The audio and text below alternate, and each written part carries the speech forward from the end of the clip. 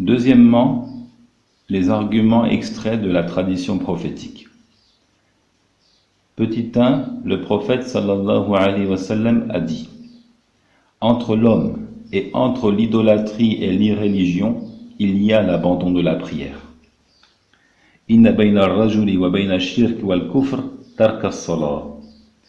Le récit est rapporté par Muslim dans le livre de la foi, d'après Jabir ibn Abdillah, du prophète sallallahu alayhi wa sallam. Deuxièmement, d'après Burayda ibn al-Husayb, radiyallahu anhu, j'ai entendu le messager d'Allah sallallahu alayhi wa sallam dire: Al-ahdu alladhi baynana wa baynahumus salah, faman tarakaha faqad kafar.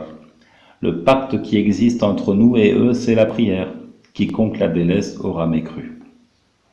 Le récit rapporté par Ahmed, Abu Daoud, At-Tirmidhi, An-Nasa'i, Ibn Majah. Le sens de la mécréance est ici celui d'une mécréance excluant du cercle de la foi, parce que le prophète a fait de la prière le critère départageant les croyants des mécréants. Il est bien connu que la nation infidèle est celle qui n'est pas musulmane. Ainsi, celui qui ne remplit pas le pacte est parmi les mécréants. Petit 3, dans le recueil authentique de Muslim, d'après Salama radiyallahu anha, que le prophète dit: il y aura des dirigeants, vous reconnaîtrez et vous réprouverez. C'est-à-dire vous reconnaîtrez certains de leurs agissements et vous en réprouverez d'autres. Celui qui reconnaît est exempté et celui qui réprouve est sauf. Mais le blâme est sur ceux qui agréent et qui suivent. Ils dirent: n'allons-nous pas les combattre? Il dit: non, pas tant qu'ils prient. Satakunu umara, fata'rifuna wa tunkirun, faman arafa bari'a, wa man ankara salima, walakin man radiya wa taba'a, qalu afala nuqatiluhum, qala la ma sallu. Petit 4, dans le recueil de Muslim encore, d'après Aouf ibn Malik, radiyallahu anhu, que le prophète sallallahu alayhi wa sallam dit: les meilleurs de vos dirigeants sont ceux que vous aimez et qui vous aiment. Ils prient pour vous et vous invoquez en leur faveur. Les pires de vos dirigeants sont ceux que vous détestez et qui vous détestent en retour. Vous les maudissez et ils vous maudissent.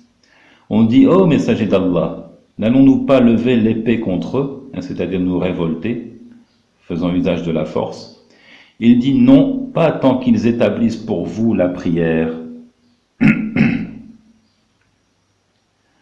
Khiyaru a'immatikum alladhina tuhibbunahum wa yuhibbunakum wa yusalluna alaykum wa tusalluna alayhim wa shiraru a'immatikum alladhina tubridunahum wa yubridunakum wa tal'anunahum wa yal'anunakum. Qila ya Rasulallah, afala nunabidhuhum bis-sayf? Qala la, ma aqamu fikum as-salah.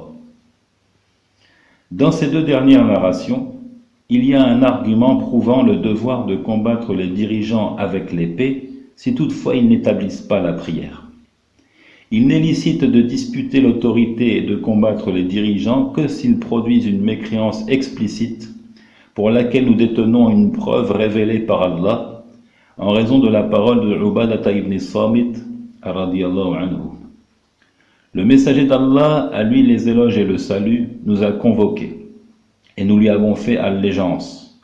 Parmi les engagements qu'il prit de nous, que nous nous engagions à écouter et à obéir pour ce qui nous motive et aussi ce qui provoque notre répulsion, pour ce qui est facile mais aussi ce qui est difficile, et que nous soyons prêts à des sacrifices mettant de côté notre ego, et que nous ne disputions pas le commandement à ses représentants.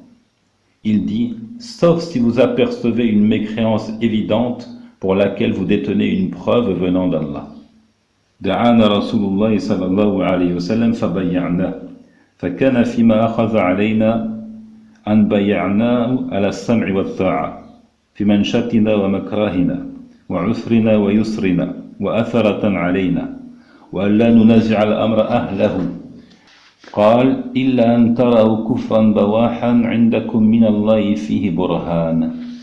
Par conséquent, leur abandon de la prière auquel le prophète a rattaché la possibilité de les destituer et de les combattre constitue une mécréance criante pour laquelle nous détenons un argument révélé. Donc ici, nous avons fait la jonction entre trois narrations, toutes authentiques, qui mettent en exergue la mécréance de celui qui délaisse la prière.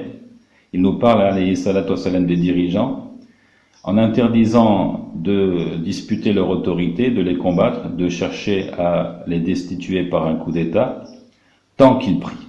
Non, pas tant qu'ils prient, dit-il dans la première narration. Non, pas tant qu'ils établissent pour vous la prière, dit-il dans la seconde narration. Et dans le récit de Ubadah ibn Samit, il nous parle des conditions de l'engagement pris durant l'allégeance au messager. Donc effectivement, nous nous engageons à ne pas disputer l'autorité de ses représentants, mais il ajoute, sauf si vous apercevez une mécréance évidente.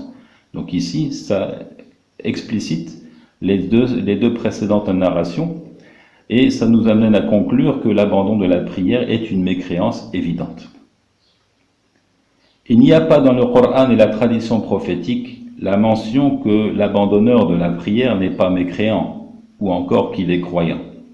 Tout au plus, il y a des références scripturaires indiquant le mérite du respect de l'unicité d'Allah, Tawhid, de l'attestation qu'il n'y a de divinité qu'Allah et que Muhammad est le messager d'Allah, et aussi des rétributions qui s'y rapportent.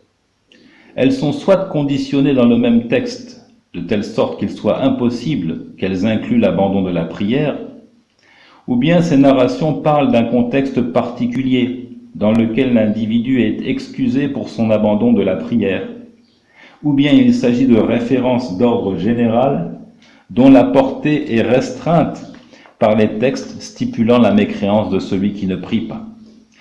Et certes, le texte spécifié prévaut sur celui d'une portée générale.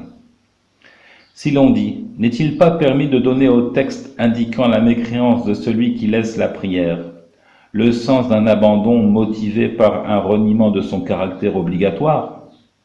Est-ce qu'on ne pourrait pas interpréter toutes ces données en disant, certes on parle d'une mécréance, mais ça concerne celui qui a renié le caractère obligatoire de la prière?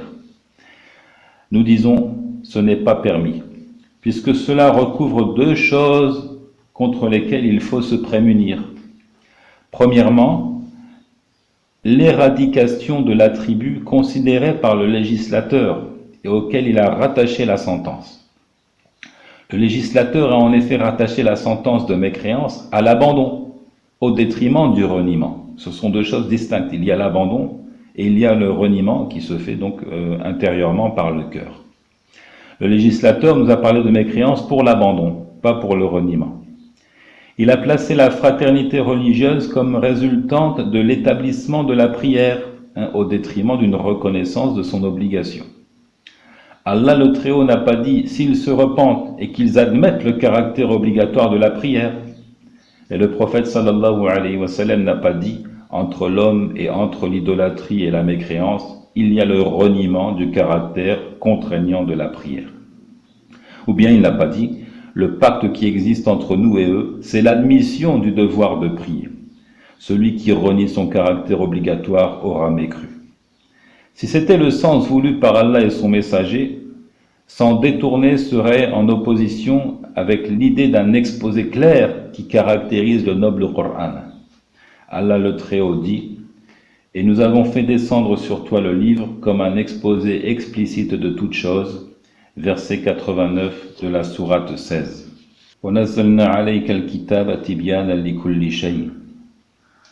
Et le Très-Haut dit en s'adressant à son prophète, dans le verset 44 de la sourate 16, « Nous avons fait descendre vers toi le rappel pour que tu exposes clairement aux gens ce qu'on a fait descendre pour eux.